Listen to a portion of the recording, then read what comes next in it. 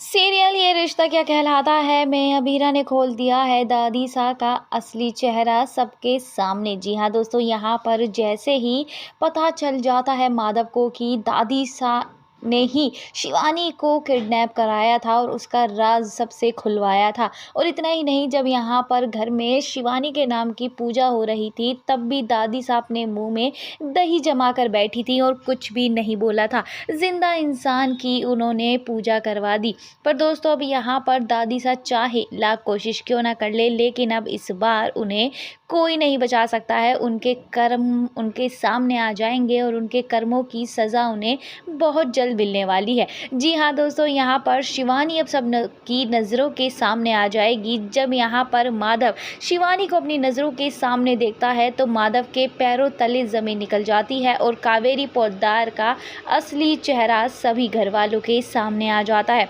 अब यहाँ पर माधव दादी सास से काफ़ी ज़्यादा गुस्सा होता हुआ नजर आएगा, जिसमें वो कावेरी से कहता है कि मुझे आपको माँ कहने में शर्म आ रही है। आखिरकार क्यों आपने शिवानी की ज़िंदगी बर्बाद करी और उसे एक कमरे में कैदियों की तरह कैद कर दिया था?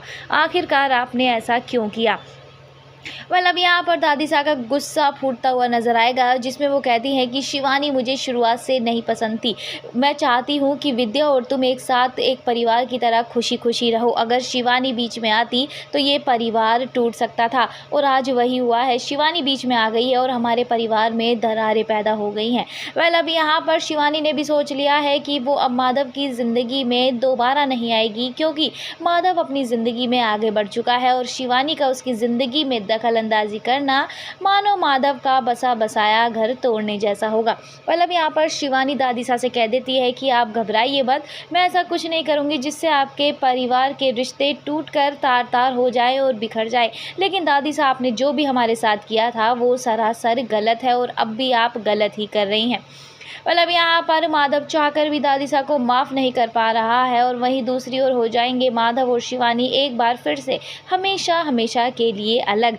दोस्तों, आपको क्या लगता है, क्या माधव को सच में विद्या को छोड़कर शिवानी के साथ रहना चाहिए या नहीं? कमेंट सेक्शन में बताना बिल्कुल ना भूलें।